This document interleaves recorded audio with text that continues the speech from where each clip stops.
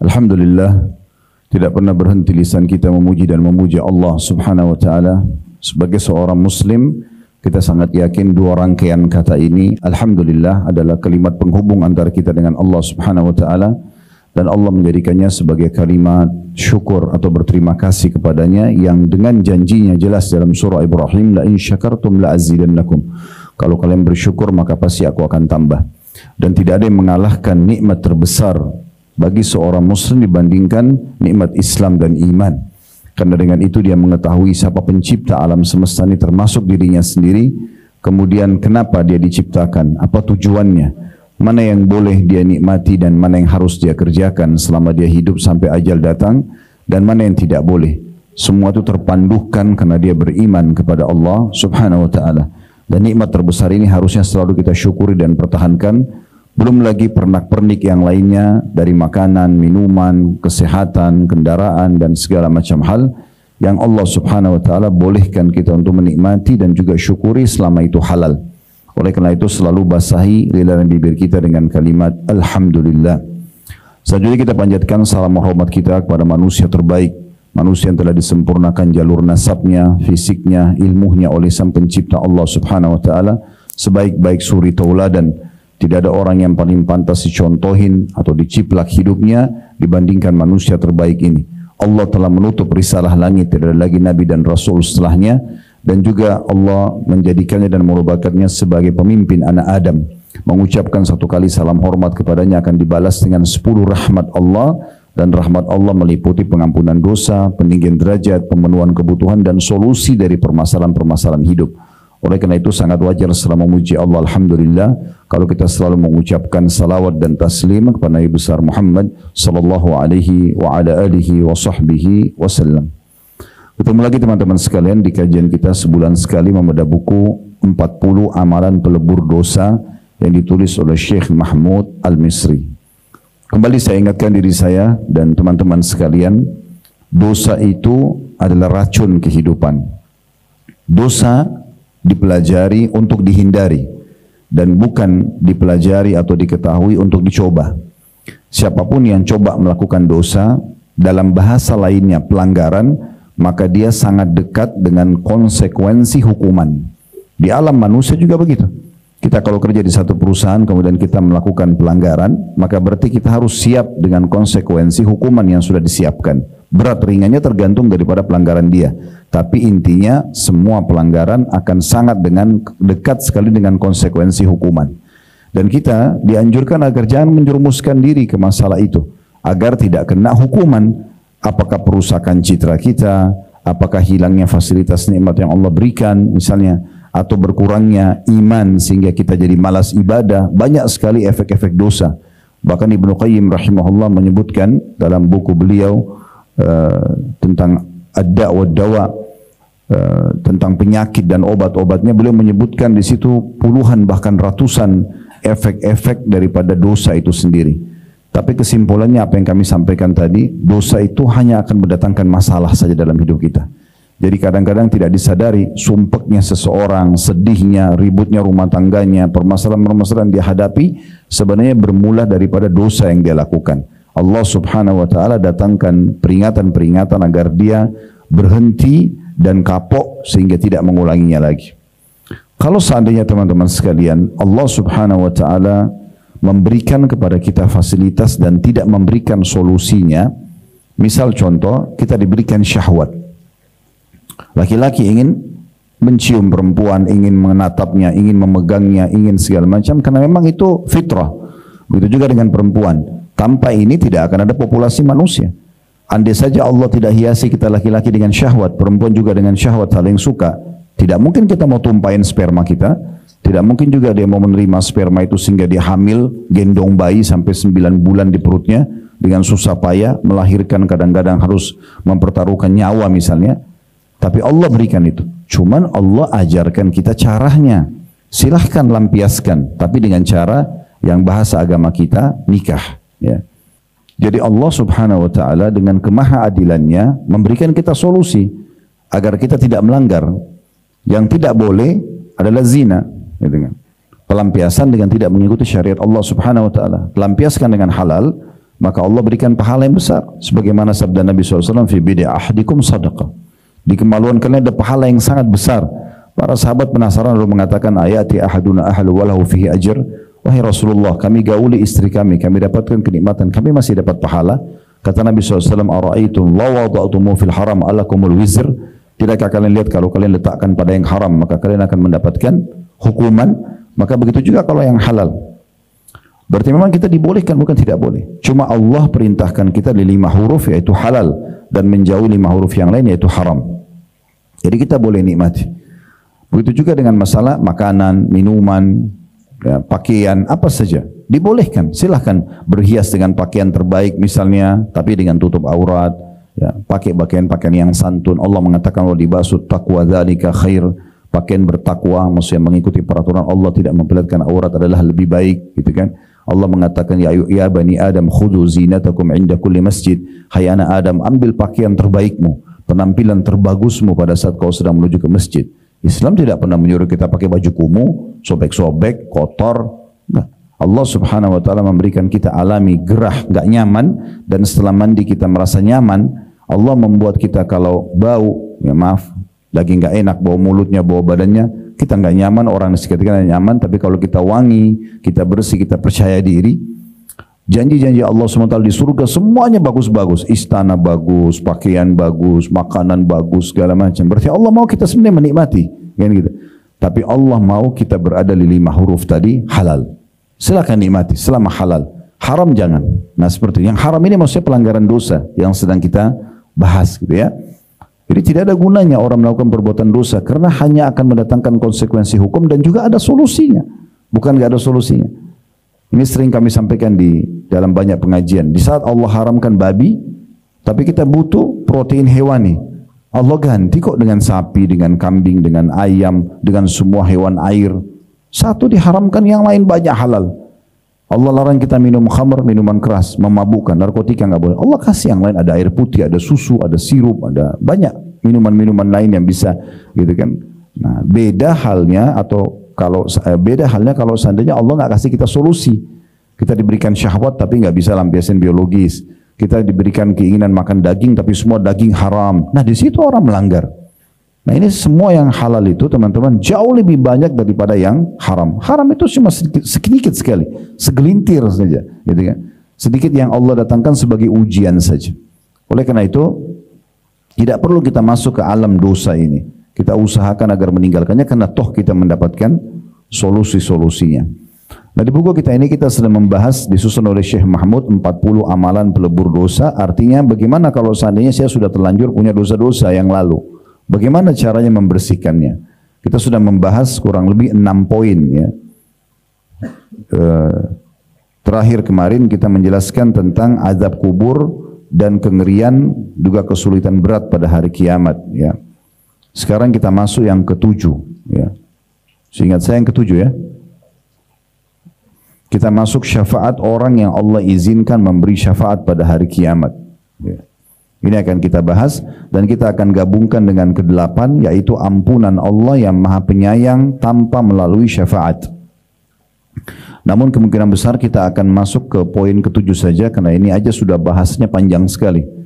Kalau belum memungkinkan masuk ke poin ke-8, maka nanti ke depannya kita akan lanjutkan poin ke-8 dan poin ke-9 tentang masalah pengampunan Allah Subhanahu wa taala dan permohonan istighfar dari kaum mukminin untuk saudara-saudaranya mukmin-mukmin yang lainnya.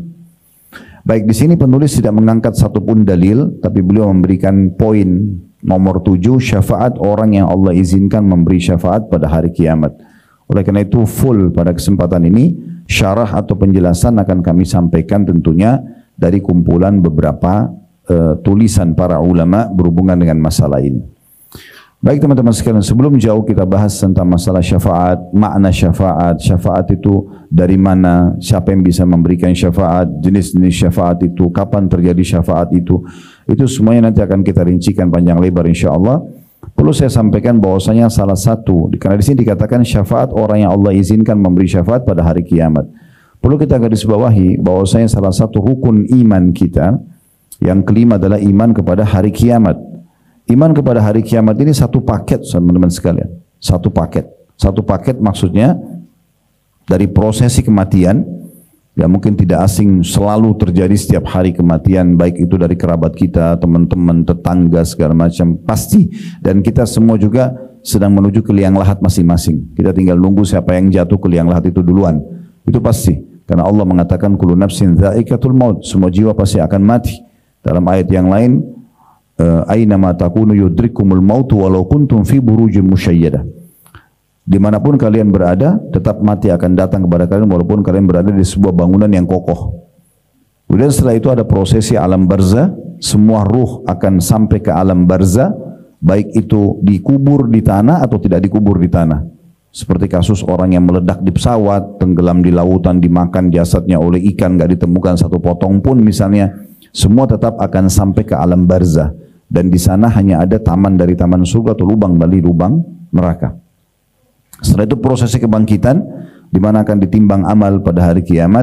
Nah di sini nanti akan menjadi bahasan tentang syafaat.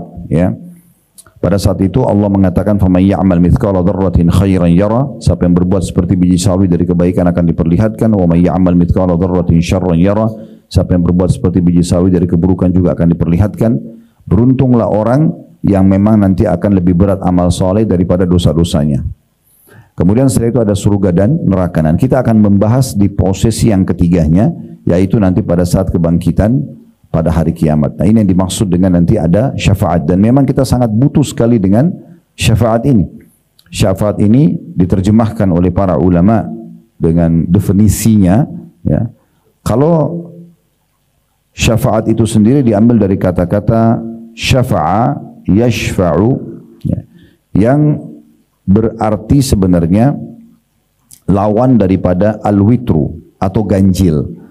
Witir ganjil, jadi ini sebenarnya seperti genap. Ya.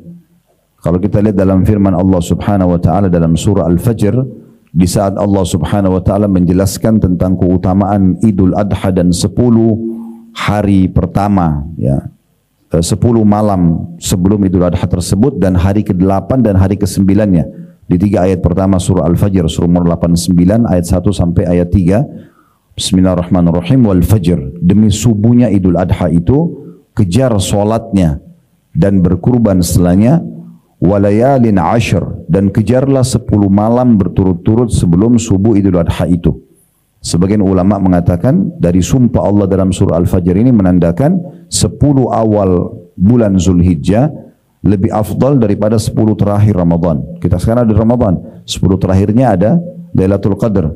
Tapi kita disuruh kejar Lailatul Qadar cuma 1 malam di malam-malam ganjil. Tapi 10 awal bulan Zulhijjah itu Allah suruh kejar kita 10 malam berturut-turut. Kemudian Allah mengatakan wasyaf'i wal watr. Asy-syafa'. Di sini saksi bahasan kita secara bahasa atau etimologi, asy-syafa' artinya dan hari genapnya dan watr hari ganjilnya. Kata ulama tafsir maksudnya tanggal 8 sama tanggal 9 Zulhijjah. Tanggal 8 dikenal dengan hari Asy-Syafa' atau hari genap. Karena itu hari pertama jemaah haji masuk ke Mina tanggal 8 Zulhijjah dikenal dengan hari Tarwiyah. Tanggal 9-nya dikenal dengan hari Witr atau hari ganjil, itu adalah hari Arafahnya. Ini secara etimologi. Secara terminologi teman-teman sekalian atau istilah agama kita, syafaat itu sebenarnya adalah maknanya pemberi syafaat yang akan diizinkan oleh Allah Subhanahu wa taala sehingga dia bisa menolong orang lain yang membutuhkannya. Dan ini terjadi pada hari kiamat. Ini terjadi pada hari kiamat atau pada saat seseorang itu meninggal dunia. Dimulai dari pada saat meninggal dunia, kalau kita sholatin jenazah, nah biasanya kita berikan kesaksian kepada jenazah, maksudnya memberikan kehadiran kita, yaitu menyaksikan jenazah dia, maksud saya bukan penyaksian dengan lisan ya. Datang sholati jenazah, itu ada hadis yang menjelaskan kalau ada jenazah disolati oleh 40 orang maka dia akan mendapatkan syafaat, gitu kan. Kemudian juga pada saat nanti kebangkitan juga seperti itu, akan mendapatkan syafaat di saat buku amal kita ya diisi dengan amal soleh dan dosa, tapi dosanya lebih berat daripada amal solehnya, maka akan ada jenis-jenis syafaat di situ. Nah ini secara terminologi dulu. Artinya seseorang ya, yang akan memberikan pertolongan kepada orang lain pada hari kiamat setelah diizinkan oleh Allah Subhanahu wa ta'ala. Syafaat ini teman-teman sekalian hanya milik Allah subhanahu wa ta'ala. Tidak ada yang bisa memberikan syafaat kecuali Allah subhanahu wa ta'ala. Jadi tidak mungkin ada orang nanti hari kiamat memberikan rekomendasi atau pertolongan kepada orang lain kecuali Allah sudah izinkan. Dan berarti tidak mungkin orang-orang yang Allah murkahi bisa memberikan syafaat. Seperti orang kafir, orang musyrik, orang munafik, ahli maksiat, ini tidak bisa memberikan syafaat. Karena pasti yang Allah berikan kesempatan untuk memberikan syafaat orang-orang pilihannya, orang-orang yang patuh, para wali-walinya, para orang-orang saleh. Allah menjelaskan dalam surah An-Najm, surah nomor 53 ayat 26 tentang masalah ini. Wa kam min malakin fis samawati la tughni syafa'atuhum syai'an illa min ba'di an ya'zana Allahu liman yasha'u wa yarda. Artinya, dan berapa banyak malaikat-malaikat pun di langit, syafaat mereka sedikit pun tidak berguna kecuali sesudah Allah mengizinkan bagi orang yang dikehendaki dan diridhoinya. Malaikat saja yang tidak ada dosanya tidak bisa memberikan syafaat kecuali yang Allah izinkan di antara mereka. Kata ulama tafsir, kalau begitu malaikat saja tidak buat dosa, tidak bisa berikan syafaat kecuali dengan izin Allah, bagaimana dengan manusia yang pasti dalam hidupnya ada saja dosanya. Jangankan kita, ayah kita semua Adam dan ibu kita semua Hawa alaihi wassalam berbuat dosa, gitu kan? Allah mengatakan dalam Al-Quran, fa'asa Adamu rabbahu faghawa. Adam telah berbuat dosa pada Tuhannya dan dia melampaui batas karena dilarang pada saat itu, tapi dia langgar bersama istrinya. Lalu Allah hukum, gitu kan? Dan Nabi SAW mengatakan, kullu bina Adam khatta'un wa khairu khatta'in tawwabun. Semua anak Adam pasti buat dosa dan sebaik-baik mereka adalah yang segera bertaubat. Kalau malaikat saja yang tidak buat dosa, Allah sebutkan dalam surah At-Tahrim, surah nomor 66, ya. Ayat 6, la ya'sunallaha ma amarum wa yaf'aluna ma yu'marun. Mereka tidak pernah bermaksiat kepada Allah dan mereka selalu kerjakan apa yang Allah perintahkan. Itu tidak bisa memberikan syafaat, pertolongan pada hari kiamat, ya, kecuali dengan izin Allah. Maka begitu juga dengan manusia. Begitu juga dalam surah Al-Baqarah surah nomor 2 ayat 255, dalam surah dalam ayat kursi, man dzalladzi yashfa'u 'indahu illa bi'idznih, ya. Siapa yang dapat memberikan syafaat di sisi Allah tanpa izinnya? Maksudnya ini Allah, ya, memberikan gambaran tidak mungkin ada yang bisa memberikan syafaat di sisinya Allah nanti hari kiamat kecuali dengan izinnya. Dan sekali lagi yang Allah izinkan hanya orang-orang yang memang di masa di dunianya sangat dekat dengan Allah Subhanahu wa taala, sehingga amal-amal saleh mereka jauh lebih berat daripada dosa-dosanya, dan pada saat ditimbang amal mereka lolos, nah di saat itu mereka punya kesempatan untuk memberikan syafaat. Begitu juga dalam surah Thaha, surah nomor 20 ayat 109, Allah Subhanahu wa taala berfirman, yauma idzin la tanfa'u syafa'atu illa man adina lahu ar-rahmanu wa radiya lahu qawla. Ya, pada hari itu, hari kiamat, tidak berguna syafaat kecuali syafaat orang yang telah Allah Maha Pemurah memberi izin kepadanya dan dia telah ridha perkataannya. Kalau Allah ridha baru bisa, kalau enggak maka enggak, gitu. Ya, ini jelas sekali bagaimana Allah Subhanahu wa taala memastikan tidak akan pernah bisa memberikan syafaat kecuali dari sisi Allah Subhanahu wa taala. Itu dulu tentang syafaat, dan tentu teman-teman sekalian kita sangat butuh sekali dengan syafaat-syafaat ini. Kenapa? Karena memang kita tidak pernah tahu amal saleh yang kita kerjakan apakah sudah diterima atau tidak. Ini kan? Kita berharap diterima, tapi bisa saja mungkin terlintas riya, mungkin kurang khusyuk, kurang pahalanya, sehingga kurangnya kadar pahala juga mengurangi kadar amal saleh itu sendiri. Mungkin kita melakukannya tanpa memenuhi syaratnya. Ada orang pikir dia sudah wudu, padahal sebenarnya belum wudu, misal contoh. Nah, atau sekian banyak yang kemungkinan besar membuat amal saleh itu belum tentu diterima. Makanya Abdullah bin Umar radhiyallahu anhu, sahabat Nabi yang mulia, mengatakan, kalau seandainya saya dapat jaminan 2 rakaat solat saya sudah diterima sama Allah, maka saya sudah sujud syukur kepada Allah. Tapi kan kita cuma berikhtiar, walaupun harus diyakini dalam hati, kita nggak boleh ragu kalau kita sudah penuhi syaratnya, insya Allah Allah akan berikan. Tetapi bisa saja, karena contoh seperti riya, Bapak Ibu sekalian, riya itu mungkin di saat antum sedang mengeksekusi ibadah itu tidak riya. Misal kita lagi tawaf, lagi umroh, lagi sa'i, lagi sedekah, kita nggak riya di saat itu. Tapi bisa saja syaitan grogotin riya itu, ikhlas itu setelah sekian tahun. Contoh misalnya, kita pada saat tawaf